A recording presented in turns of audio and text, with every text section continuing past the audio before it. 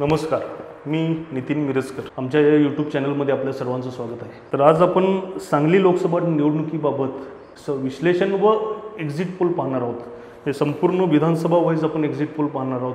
कोणत्या उमेदवाराला कोणत्या विधानसभा मतदारसंघामध्ये किती मतं मिळतील हे संपूर्ण डिटेल्स आपण आपल्यासमोर आज मांडणार आहोत.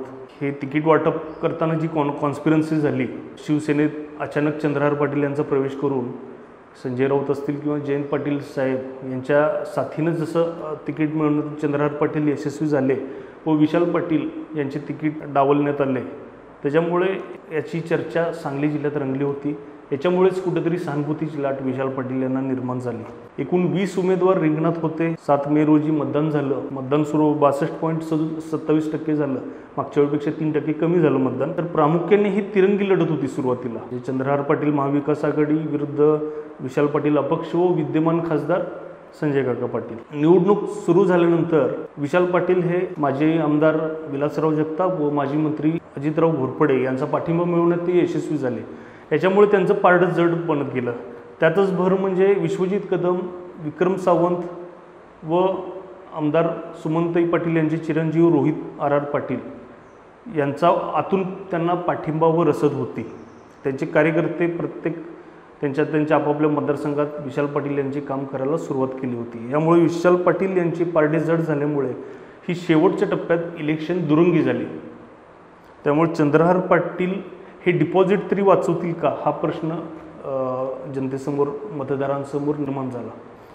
तर आपण पाहूयात की काय नेमक्या बाबी या प्रचारात रंगल्या, प्लस मायनस पॉईंट काय होत्या. संजय काका पाटील यांचे बाबत जर पॉझिटिव्ह मुद्दे असतील तर ते 2 टर्म सलग खासदार पदी निवडून आल्यामुळे प्रत्येक गावामध्ये ते गट निर्माण करू शकले आहेत. त्याचबरोबर म्हैसाळ व टेंभू योजनेचे पाणी संपूर्ण मतदारसंघात म्हणजे खास करून दुष्काळ पट्ट्यामध्ये जत, आटपाडी, कवठेमंकाळ व खानापूर या भागात पोहोचवण्यात ते यशस्वी ठरले आहेत.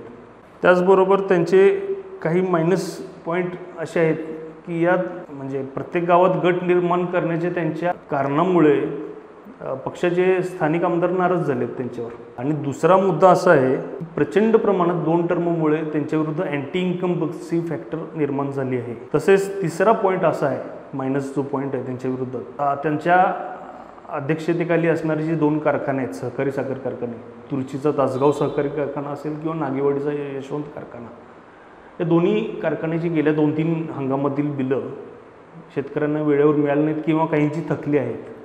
याचाही प्रचंड प्रमाणात ऊस उत्पादक शेतकऱ्यांच्यावर त्यांच्याबद्दल नाराजी आहे. त्याचबरोबर आपण विशाल पाटलांचे काही प्लस मायनस पॉईंट जाणून घेऊ. माजी मुख्यमंत्री कैलासवासी वसंतदादा पाटील यांचं ते नातू आहेत. त्यानंतर माजी खासदार प्रकाश बाबू यांची ते चिरंजीव, याचा वारसा त्यांना आहे. हा एक त्यांचा पॉझिटिव्ह मुद्दा आहे. दुसरा पॉझिटिव्ह मुद्दा म्हणजे तिकिटासाठी दावेदार असून देखील तिकीट कापल्यामुळे त्यांच्याबद्दल एक सहानुभूतीची लाट निर्माण झालेली आहे. त्यानंतर तिसरा पॉझिटिव्ह पॉईंट म्हणजे माजी मंत्री आमदार विश्वजित कदम, आमदार सुमनताई पाटील, आमदार विक्रम सावंत यांचा पाठिंबा आतून मिळवण्यात ते यशस्वी झालेच. शिवाय संजय काका विरोधी नेत्यांना सुद्धा एकत्रित करण्यात ते यशस्वी झाले. त्यानंतर शेवटचा पॉझिटिव्ह पॉईंट म्हणजे शेवटच्या टप्प्यामध्ये वंचित बहुजन आघाडीचा त्यांना मिळालेला उघडपणे व जाहीर पाठिंबा, याच्यामुळे प्रचंड प्रमाणात बूस्ट त्यांना मिळाले. त्यानंतर त्यांचे मायनस पॉईंट आपण पाहूयात. मिरज विधानसभा व सांगली विधानसभा हे मतदारसंघ सोडले तर त्यांचा बाकीच्या इतर मतदारसंघामध्ये जनसंपर्क कमी आहे. हा त्यांच्यासाठी थोडासा मायनस पॉईंट आहे.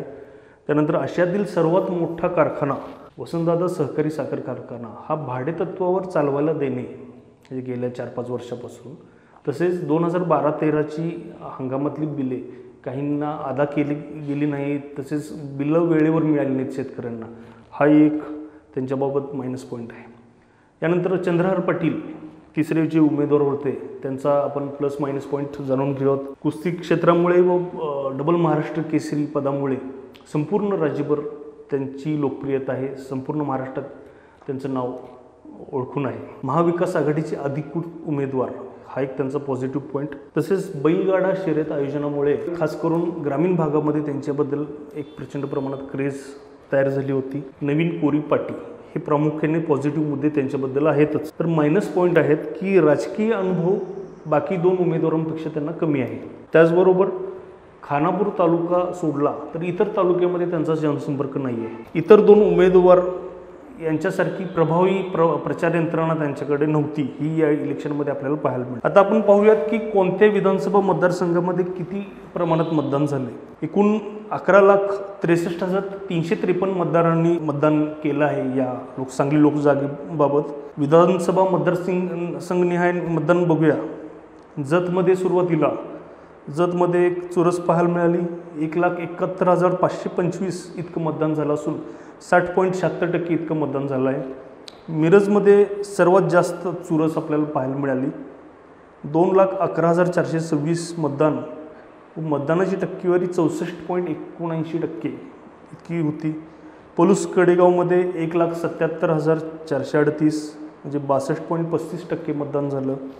खानापूर आटपाडीमध्ये 1,97,707 58.93% इतकं कमी मतदान झालं आहे. म्हणजे सर्वात कमी मतदान हे खानापूर आटपाडीत झाले.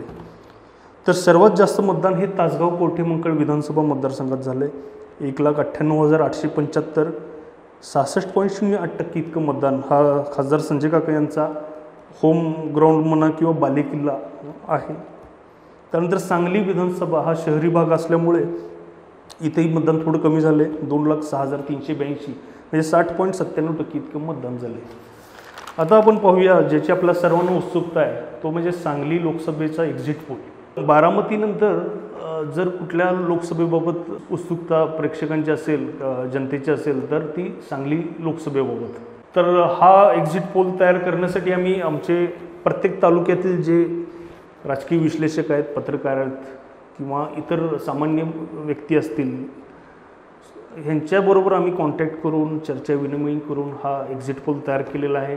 शिवाय मागील 3 इलेक्शनची आकडेवारी हा यामध्ये पकडलेला आहे धागा. तर सुरुवातीला पहिला विधानसभा मतदारसंघ आहे तो म्हणजे जत.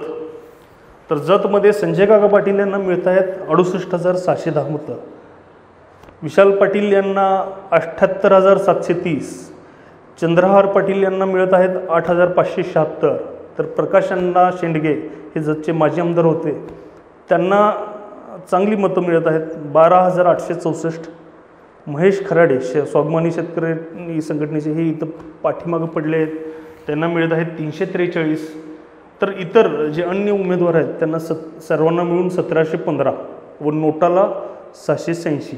म्हणजे जत विधानसभेमध्ये जवळपास 10,120 मतांची आघाडी ही विशाल पाटील यांना मिळताना बघत आहे. म्हणजे माजी आमदार विक्रम सावंत, माजी आमदार विलासराव जगताप व विद्यमान आमदार विक्रम सावंत यांच्या पाठिंब्यामुळे ही आघाडी त्यांना वाढलेली आहे. दुसरा आहे तो म्हणजे मिरज. इथं सर्वात जास्त चुरस बघायला मिळाली. मिरजमध्ये संजय काका यांना 88,799, विशाल पाटील यांना 94,507, चंद्रहार पाटील यांना 19,028, प्रकाश अण्णा शेंडगे यांना 846, महेश कराडे यांना तुलनेनं चांगली मतं मिळाली आहेत 386, इतरांना 3383. इतरमध्ये बळीराजा पार्टीच्या आनंदा नालगे आहेत, बसपाचे टिपू सुलतान पटवेकर आहेत, त्याचबरोबर माजी नगरसेवक अल्लाउद्दीन काझी व इतर असे आम्ही इतरमध्ये उमेदवार घेतलेले आहेत. पण नोटाला 1,057. म्हणजे मिरजमध्ये सुद्धा जवळपास 6,000 मताधिक्य हे विशाल पाटील यांना मिळेल असा आमचा एक्झिट पोल म्हणतो आहे. त्यानंतर पलूस कडेगाव इथं विश्वजित कदम यांनी तर बऱ्यापैकी म्हणजे पाठिंबा जाहीर केलाच होता त्यांना. संजय काका यांना 70,975, विशाल पाटील यांना 85,348, चंद्रहार पाटील यांना 15,969, प्रकाश शेंडगे यांना 355, महेश खराडे यांना 2839, इतरांना 1,065 व नोटाला 887. यानंतर सांगली जिल्ह्याचं केंद्रस्थान संजय काका यांना 92,872, विशाल पाटील यांना 95,761, चंद्रहार पाटील यांना 10,319, प्रकाश शेंडगे 2,477, महेश खराडे 2,064, इतरांना 1,651, तर नोटाला 1,238.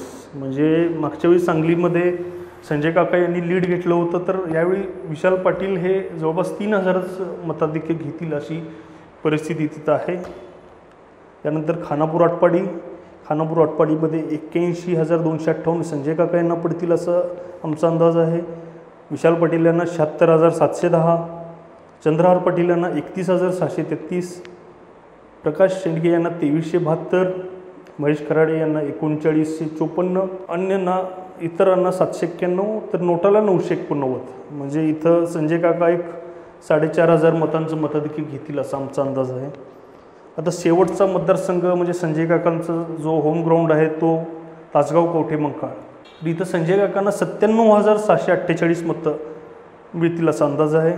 विशाल पाटील यांना 79,550, चंद्रहार पाटील यांना 9,944, प्रकाश शेंडगे यांना 6,364, महेश खराडे यांना 3,580, इतरांना 994 व नोटाला 796.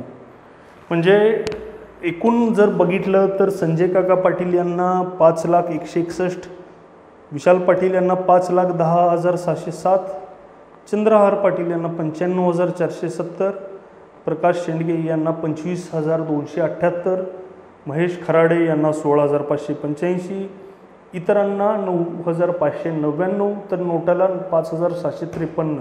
म्हणजे विशाल पाटील हे जवळपास 10,446 मतांची आघाडी या एक्झिट पोलनुसार संजय काका पाटील यांच्यावरती घेताना आपल्याला दिसत आहेत. दोन्हीही प्रमुख उमेदवार संजय काका व विशाल पाटील 5 लाखाच्या पुढं जातील असा आमचा अंदाज आहे. तर फायनल एक्झिट पोलनुसार आमच्या विशाल पाटील हे 5,500 ते 15,500च्या फरकाने निवडून येतील असा आमचा हा एक्झिट पोल सांगतोय. म्हणजे काहीजण म्हणत आहेत की संजय काका एवढ्या मतांनी येतील किंवा विशाल पाटील 50,000 येतील, 75,000 येतील. पण काही काही गोष्टी ह्या ग्राउंड रिॲलिटी वेगळ्या असतात, वरून बघायच्या गोष्टी वेगळ्या असतात. तर आमचा हा एक्झिट पोल आहे. एक्झिट पोल शेवटी हा अंदाज आहे. थोडासा 1% 2% एरर होण्याची शक्यता आहे, पण विशाल पाटील हे येतील 5,500 ते 15,500च्या फरकाने असं आमचा एक्झिट पोल सांगतोय. तर आज आपण बघितलं सांगली जागेबाबत एक्झिट पोल. आजच्या भागामध्ये एवढंच. धन्यवाद. आमचं चॅनल सबस्क्राईब करा. व्हिडिओ आवडला असेल तर लाईक करा, शेअर करा. थँक्यू.